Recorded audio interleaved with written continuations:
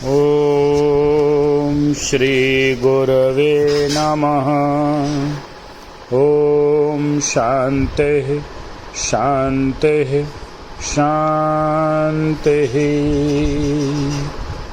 प्रणाम भगवान। स्वामी राम तीर्थ जी के ग्रंथ वेदांत शिखर से अध्याय चल रहा है मनुष्य स्वयं अपना भाग्य विधाता है, जिसमें कर्म का सिद्धांत चल रहा है। भगवान उस पर बात कर रहे हैं। स्वामी जी आगे कहते हैं, इसी प्रकार प्रत्येक व्यक्ति आप ही माता पिता चुनता है। हम यह देखते हैं कि जब तक मनुष्य जिंदा रहता है तब तक उसके हृदय में अनेक इच्छाएं रहती हैं। उसकी अधिकांश इच्छाएं इसी जीवन में पूरी हो जाती हैं, किंतु कुछ पूरी नहीं होती। इन इच्छाओं का क्या होगा? क्या उनकी बिल्कुल उपेक्षा कर दी जाएगी? क्या वे नष्ट हो जाएंगी? नहीं नहीं नहीं। जब कली बाग में दिखाई देती है तब उसके फूलने और खिलने की आशा भी की जाती है। कली से फूल की आशा पूरी होती है, वह खिलती और फूलती है। हम यह भी देखते हैं कि चींटियों जैसे क्षुद्र जीवधारियों की भी इच्छाएं पूर्ण होती हैं। तो फिर मनुष्य की इच्छाएं ही क्यों मारी जाएं? प्रकृति या ईश्वर द्वारा मनुष्य की ही हंसी क्यों उड़ाई जाए? मनुष्य उपहास के योग्य नहीं है। उसकी इच्छाओं का सफल होना भी आवश्यक है। हमारी अधिकांश इच्छाएं इसी जीवन में फलती फूलती हैं। इसी तरह हम देखते हैं कि हमारी इच्छाएं ही हमारे कार्यों में रूपांतरित हो जाती हैं। इच्छाएं ही प्रेरक शक्तियां हैं,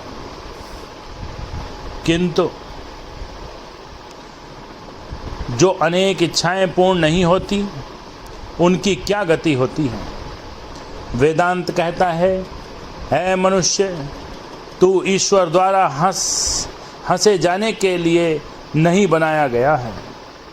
तुम्हारी भी अपूर्ण और अतृप्त इच्छाएं अवश्यमेव फलवती होंगी।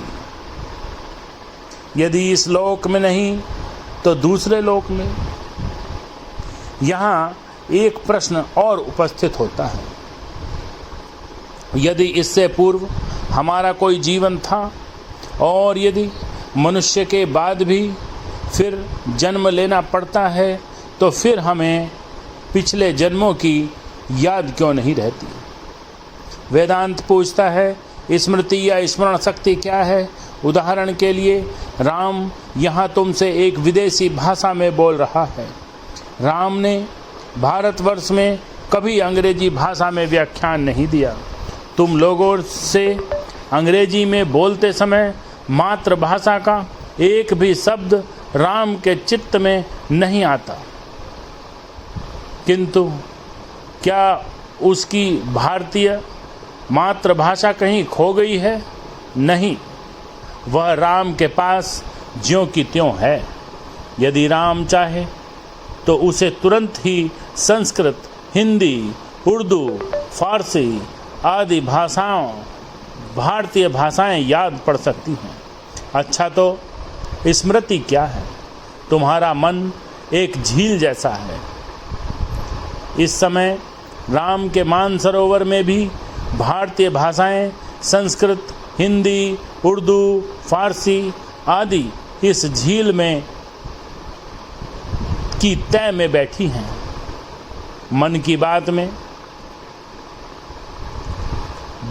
बात में हम इस झील को क्षुब्ध कर सकते हैं और इन सब चीज़ों को ऊपरी तल पर ला सकते हैं। बस यही किसी चीज़ को याद करना कहलाता है।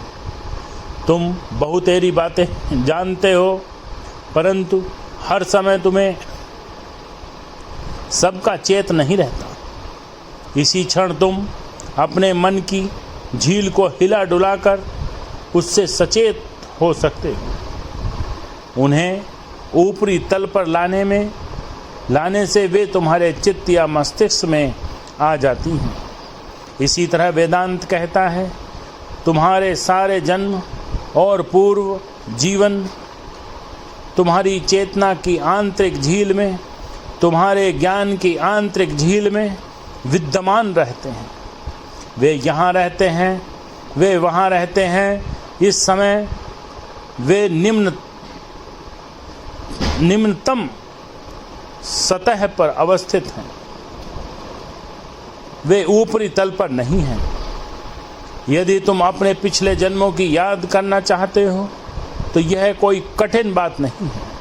अपने ज्ञान सरोवर में खूब निम्नतम तह तक खलबला डालो और आप जो चाहें उसे ऊपरी तल पर ला सकते हैं। यदि आप चाहें तो आप अपने पिछले जन्मों की भी याद कर सकते हैं, किंतु एक बात है, ऐसा प्रयोग लाभदायक नहीं होता, क्योंकि यह दूसरे नियम विकासवाद के अनुसार तुम्हें आगे बढ़ाना है, तुम्हें अग्रसर होते रहना है। इसलिए जो गया सो गया, उसकी क्या खबर करना, तुम्हारा उससे कोई सरोकार नहीं है। तुम्हें तो आगे बढ़ना है, आगे बढ़ना है। ओम शांति शांति शांति।